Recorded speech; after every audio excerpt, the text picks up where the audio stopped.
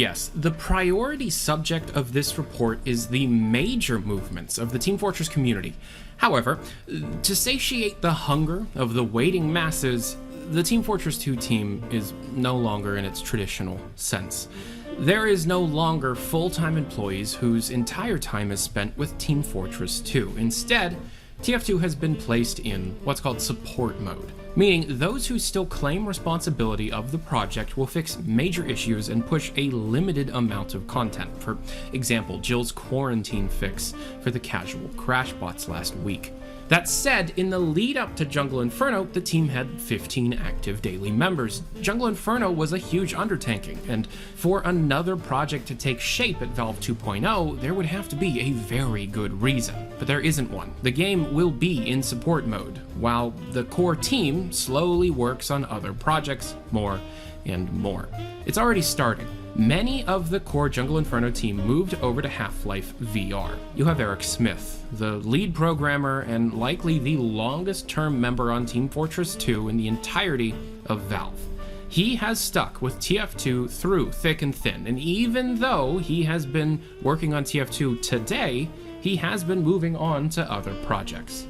Now, for this to make sense, I need to give you some context. When Half-Life Alyx released, there was a file in the root directory of the game sized at about 25 megabytes and called read-only assets. No one knew what it did or what it was for. Then, someone found an unrelated option in Half-Life Alyx's game info scripts, allowing for read-only assets to be presented. When this option was turned on, the bootleg set of tools that the community had created started showing hundreds of thousands of new files for Half-Life Alyx. However, all the asset data was missing.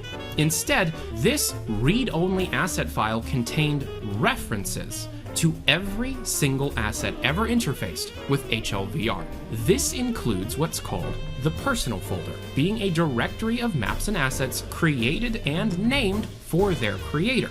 And unfortunately, Eric Smith, longtime Team Fortress 2 member, has hundreds of development files within these read-only assets specifically made for Half-Life Alyx. Even Eric S. has moved on to HLVR. So where does that leave the TF community? A few things are happening, such as anti-bad actor measures being rumored to be placed, a slow drip feed of cosmetics taken from the workshop, which will one day slow to a halt. The community needs and has been taking over Team Fortress 2, and my team, Creators.tf, has a big chunk of content for you, right now, completely free. Introducing the Team Fortress and Half-Life collaborative event in celebration of Half-Life Alyx, Hazardous Environments. I released a teaser trailer for this update about 2 weeks ago, including our own custom G-Man introduction, voiced by the incredibly talented Japanese Bush Baby. This was a teaser trailer for what ended up being our most successful community-created event for Team Fortress 2 thus far. Number one, it came with 3 community-made maps. Slaughter, which was made by Void, Juniper and Diva Dan, Spillway, which was made by Point, ASG, E. Arkham, Seba, Urban, and Yerzy, and of course Glassworks, which was made by UEK Crash and Freyja. We then also pushed some cosmetics that can be unlocked for free by completing our contracts. We have an engineer set called the Unlicensed Physicist, created by Nero Demet, Harry, and Nuts, and we also have the Mountain Lab Accident set for the Medic, created by Get Grenade and Greg. We have the all-class cosmetic The Bread Crab, created by Fruit and Doggo, and the Benefactor's Bull, a cosmetic for Pyro, also made by Doggo. This event was structured a lot like a major content update for Team Fortress 2. We drip-fed information day by day. On day 2, we introduced the paintbrushes, an unlockable item that allows you to color any of the cosmetics to the color that you'd like. We then updated our online contractor and added a significant amount of new contracts. Quote, Community Contractor has been remade both outside and in to be more pleasant to your eyes, and not only that, it has sounds. Yes, you heard that right, or, read that right. We're also introducing the Hazardous Environments campaign themed around the content introduced within this event. Along with that, we're expanding the Creators campaign with new class-based cosmetics that will give you more freedom over which class you want to play and complete a mission with. Lastly, and likely most importantly, we also introduced 4 new weapons. That's right, we have figured out a way to introduce new custom weapons to be unlocked specifically on our servers. These weapons are unlocked through completing contracts, just like in retail Team Fortress 2. They are a Crate Smasher, which is a near-perfect replica of a certain crowbar, if only you could climb through vents. This was an all-class melee weapon created by Loyan. The Gamma Gazer, a secondary weapon for Engineer, the model made by Gadget and 5-Eyes. This weapon allows you to remove sappers through damage. It has a 100% damage bonus, however, each shot requires 40 metal if that shot is destroying a sapper. It has a 350% slower firing speed, a 50% reduction in clip size, and a 76% reduction in secondary ammo available to the wearer.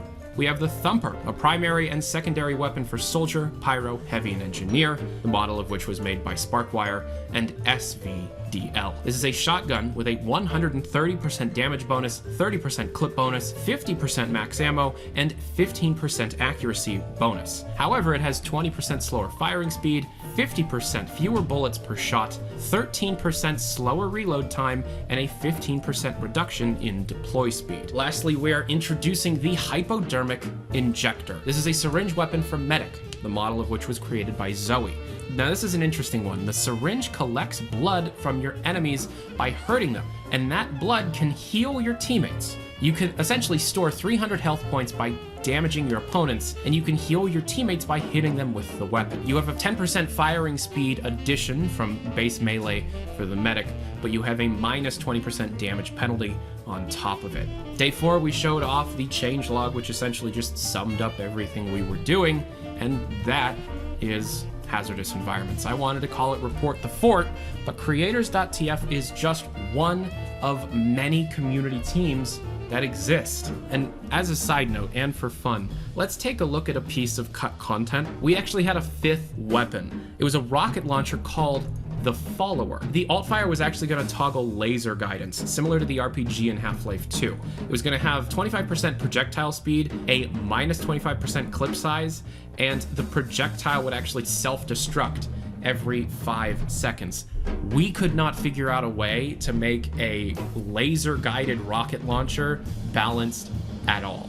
But it was fun to play with. And on top of Creators.tf, you also have Potato.tf, providing community-made MVM campaigns. And if you're into competitive, you have just a significant amount of community-made and maintained resources that you can utilize for free right now.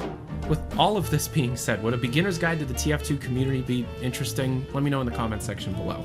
And I mean, plus, Creators isn't even done. We're nowhere near done. We have so much more in store for you. But to be honest, I'd love to hear from the actual creators, the creators of these assets that we're going to be attempting to use. What do you want to see? What do you want? What could we do to make your life easier? And most importantly, and this goes for everybody, what is your dream Team Fortress 2 feature? I'm going to try and make it happen. I'm Tyler McVicker. Thank you very much for watching. Have a good day. Adios.